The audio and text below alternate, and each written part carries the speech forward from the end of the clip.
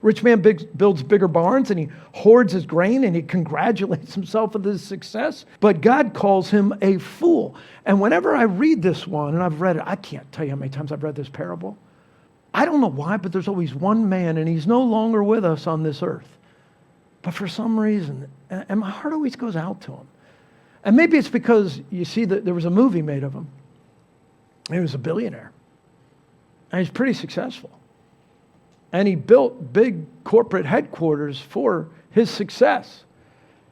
And some of you brought his success with you to church today. And some of you might be reading your Bibles on his success. I'm talking about Steve Jobs. And when you get to the end of his life, and he died of pancreatic cancer relatively young, and the stuff he was saying in his last months, to me, I mean, he was a great salesman. And he was so clear, and he was so crafty, and he was so good at really pushing the iPhone. But some of the clearest, most convicting stuff he ever said, he said on his deathbed.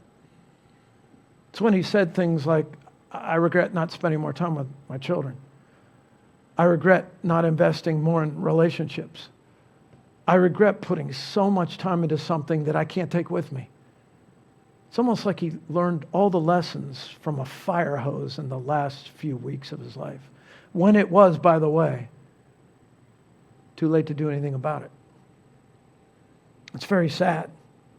So, like I said, he died at a pretty young age, making his life seem like a very, very short investment.